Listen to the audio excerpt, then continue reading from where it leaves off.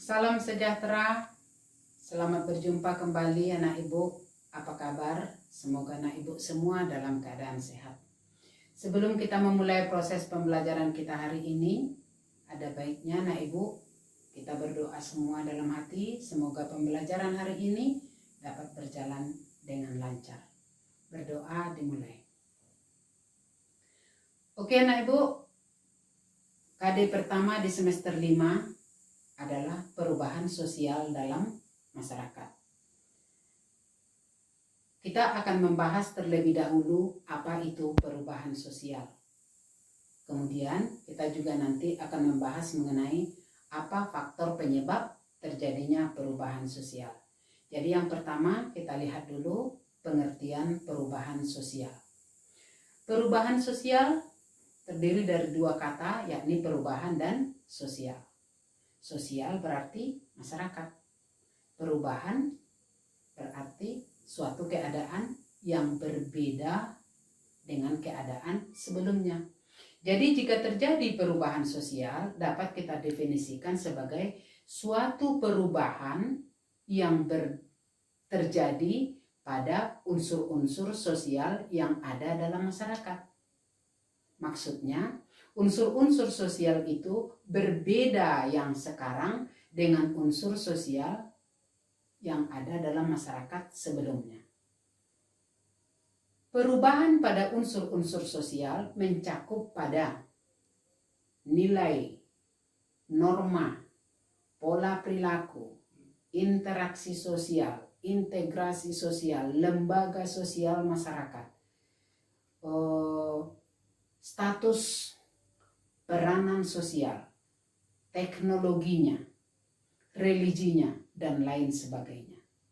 Pada intinya, jika terjadi perubahan sosial, maka yang berubah adalah unsur-unsur sosial yang ada dalam masyarakat. Perubahan sosial yang terjadi dalam masyarakat selalu mengarah pada dua titik. Yang pertama, mengarah pada titik progres atau kemajuan, dan juga bisa mengarah pada titik regres atau kemunduran. Suatu perubahan sosial dinyatakan mengarah kepada progres atau kemajuan jika keadaan yang sekarang lebih baik dari keadaan sebelumnya.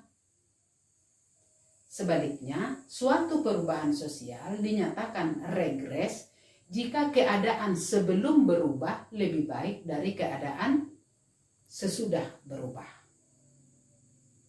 Nah, perubahan sosial yang terjadi dalam masyarakat dapat diidentifikasikan karena setiap perubahan yang terjadi dalam masyarakat memiliki beberapa ciri-ciri.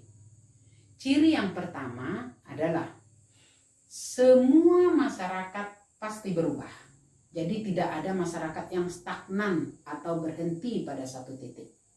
Sehingga ada orang bijak yang menyatakan bahwa satu yang pasti di dunia ini adalah perubahan itu sendiri. Jadi kita pasti selalu berubah. Yang kedua, ciri yang kedua adalah perubahan tidak bisa dibatasi hanya pada satu unsur sosial. Karena perubahan pada satu unsur sosial akan diikuti dengan perubahan pada unsur-unsur sosial berikutnya. Misalnya, jika terjadi perubahan pada sistem norma, maka nilai sosial masyarakat juga akan ikut berubah. Jika terjadi perubahan pada unsur norma, maka pola perilaku masyarakat juga bisa berubah. Bisa kita lihat dengan apa yang terjadi di negara kita sekarang. Dengan adanya pandemi COVID-19, norma yang berlaku di negara kita berubah. Bisa kita lihat dari cara orang bersalaman sekarang.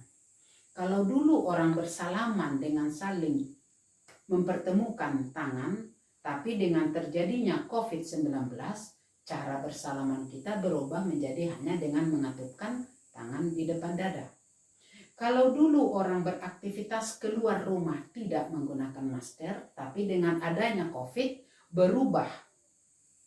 Di mana orang sekarang kalau beraktivitas di luar rumah selalu menggunakan masker, dan masih banyak perubahan-perubahan yang lainnya. Ciri yang ketiga, perubahan tidak bisa hanya dibatasi pada unsur material saja, tapi juga akan terjadi pada unsur spiritual. Sebagai contoh, perubahan tidak bisa dibatasi hanya pada unsur teknologi, tapi juga akan merembes pada unsur spiritual. Sebagai contohnya, mungkin anak ibu bisa mengamati dalam kehidupan Anda sehari-hari. Dengan berubahnya teknologi yang Anda pergunakan, dengan masuknya gadget, dengan semakin canggihnya alat-alat komunikasi, menyebabkan pola perilaku Anda juga menjadi berubah. Kalau dulu anak-anak suka bermain bersama-sama di luar rumah, sekarang umumnya anak-anak bermain dengan gadgetnya masing-masing di dalam rumah. Berubah teknologi, berubah pola perilaku. Ciri yang keempat, perubahan bisa terjadi dengan cepat, bisa terjadi dengan lambat. Perubahan yang terjadi dengan cepat biasanya akan memicu disorganisasi, sebuah goncangan, dan nanti akan diikuti dengan proses penyesuaian yang disebut dengan reorganisasi. Jadi sekali lagi Ibu sampaikan, perubahan yang terjadi dengan cepat akan melahirkan disorganisasi diikuti dengan reorganisasi. Sebaliknya, jika perubahan terjadi secara lambat, maka biasanya tidak terlalu menimbulkan disorganisasi. Karena masyarakat bisa mempersiapkan diri ketika perubahan itu datang. Ciri yang kelima, perubahan sosial itu selalu membentuk sebuah tipe. Ada yang disebut dengan tipe proses. Maksudnya di sini perubahan terjadi secara terus-menerus tanpa disadari oleh masyarakat, terus-menerus terjadi. Ada tipe yang kedua, perubahan terjadi secara segmentasi, berarti sepotong-sepotong. Hanya unsur norma pada tata kelakuan masyarakat, hanya hukum pidana, hukum yang lainnya tidak berubah, jadi sepotong-sepotong. Tipe yang ketiga ada yang disebut dengan tipe struktural. Perubahan terjadi secara keseluruhan, semua unsur sosial masyarakat berubah sekaligus, itulah yang disebut dengan struktural. Tipe yang keempat ada yang disebut dengan tipe struktur sosial. Maksudnya di sini yang berubah hanya unsur sosial, semua unsur sosial dalam kelompok tertentu. Misalnya hanya unsur sosial pada kelompok orang muda, pola perilakunya berubah, sikapnya berubah, normanya berubah pada kelompok generasi muda itu saja, sementara generasi tua tidak. Ini yang disebut dengan tipe struktur kelompok. Jadi inilah ciri-ciri dari sebuah perubahan sosial. Nah, kita masuk sekarang IPK yang kedua, yakni mengapa terjadi perubahan sosial? Apa penyebab terjadinya? Penyebab perubahan sosial ini dibagi dalam dua kelompok. Ada yang disebut dengan kelompok internal, ada yang disebut dengan kelompok eksternal. Kelompok internal ini maksudnya masyarakat berubah karena ada sesuatu yang terjadi dalam lingkungan masyarakat itu sendiri. Sementara kelompok eksternal berarti masyarakat berubah karena ada sesuatu yang terjadi di luar kelompok masyarakat itu. Sekarang kita bahas dulu yang kelompok internal. Masyarakat berubah karena ada sesuatu yang terjadi dalam kelompok masyarakat itu. Apa saja itu? Yang pertama, perubahan komposisi penduduk. Perubahan komposisi penduduk ini terjadi karena tiga hal. Yang pertama, karena adanya kelahiran. Yang kedua, kematian. Yang ketiga, karena adanya migrasi atau perpindahan penduduk. Tingginya angka kelahiran mungkin akan memicu kepadatan penduduk. Dengan demikian menyebabkan terjadinya perubahan pola pemukiman penduduk. Kalau dulu mungkin pola pemukimannya itu disusun secara horizontal. Tapi dengan angka kepadatan penduduk, maka pola pemukiman masyarakat sekarang berubah disusun secara vertikal. Banyak rusun, banyak apartemen. Ini terjadi karena tingginya kepadatan penduduk. Tingginya kematian, terjadinya kematian juga bisa menyebabkan perubahan sosial. Mungkin yang seseorang dulunya adalah pemimpin, berarti dia di upper class, karena dia sudah meninggal, maka kedudukannya digantikan oleh orang yang lain. Berarti terjadi perubahan sosial. Demikian juga dengan migrasi, perpindahan penduduk dari satu tempat ke tempat yang lain. Baik dalam bentuk imigrasi, emigrasi, transmigrasi, urbanisasi, remigrasi. Ini akan memicu juga terjadinya perubahan-perubahan pada unsur sosial masyarakat. Satu contoh kecilnya saja. Anak ibu sekarang tinggal di Lubuk Sekaping yang bisa kita kategorikan kota kecil. Nanti tamat SMA anak ibu mungkin akan pindah ke kota besar. Berarti Anda bermigrasi. Maka pasti nilai, perilaku, sikap Anda sesudah berada di kota besar pasti berbeda dengan sikap, nilai, atau norma Anda ketika Anda berada di Lubuk Sekaping atau di desa asal Anda. Dan masih banyak contoh perubahan lainnya yang disebabkan oleh perubahan komposisi penduduk. Anak ibu mungkin bisa mengamati dalam kehidupan Anda sehari-hari. Faktor internal yang kedua, terjadinya penemuan baru. Atau disebut juga dengan istilah discovery. Semakin canggihnya ilmu pengetahuan masyarakat menyebabkan muncul penemuan-penemuan baru. Bisa kita lihat dari alat komunikasi yang anak ibu miliki. Ada iPhone, ada bermacam-macam yang mungkin anak ibu lebih tahu namanya daripada ibu. Bisa kita lihat juga alat transportasi sekarang yang sudah canggih.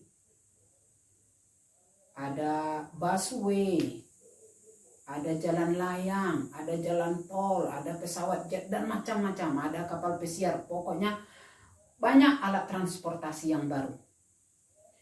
Dengan penemuan baru, dengan munculnya penemuan baru atau dengan terjadinya teknologi-teknologi baru akan melahirkan perubahan-perubahan yang sangat signifikan. Berubah pola perilaku masyarakat. Coba kita lihat petani yang sekarang sudah menggunakan alat-alat pertanian yang canggih.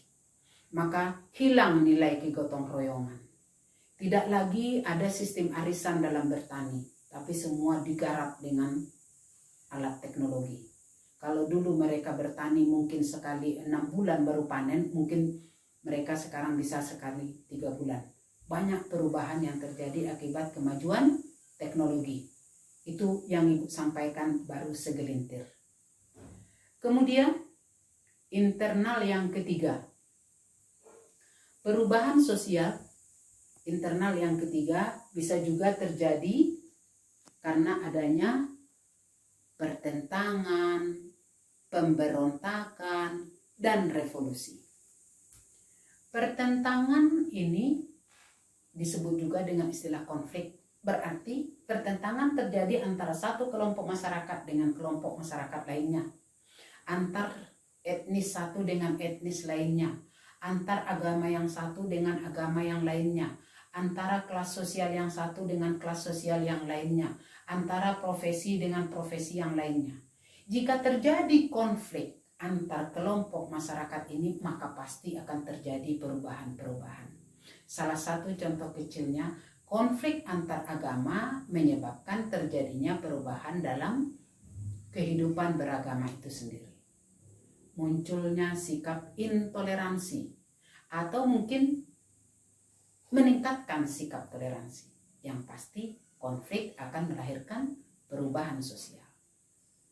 Konflik antar Satpol PP dengan pedagang kaki lima bisa melahirkan perubahan dari segi mata pencaharian, bisa menyebabkan perubahan dari segi sikap kedisiplinan masyarakat.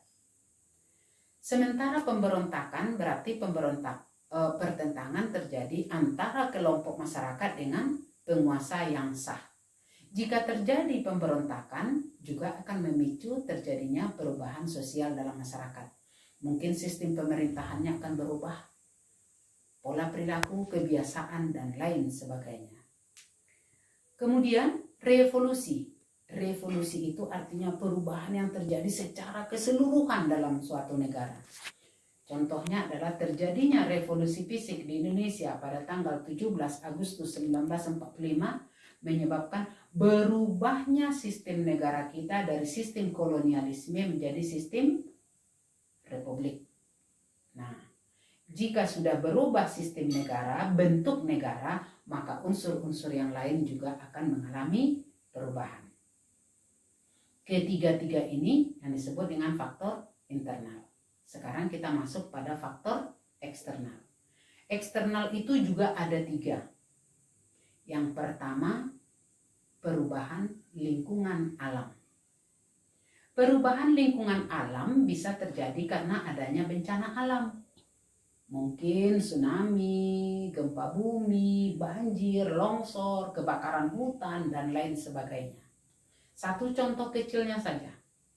Jika terjadi bencana alam berupa tsunami, seseorang yang dulunya mungkin berprofesi sebagai nelayan atau sebagai petani, sesudah tsunami mungkin mereka akan beralih profesi. Sebelumnya nelayan mungkin beralih profesi, dia menjadi pedagang.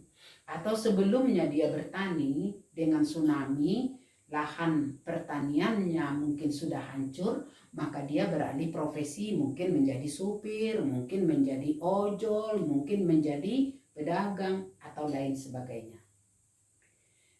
Faktor eksternal yang kedua, adanya kontak dengan budaya lain. Kontak antara masyarakat yang satu dengan masyarakat yang lain, kontak antara Indonesia dengan masyarakat luar akan menyebabkan terjadinya perubahan sosial dalam masyarakat itu. Seperti yang terjadi sekarang. Banyak remaja sekarang yang demam budaya Korea. Sangat menyukai budaya Korea.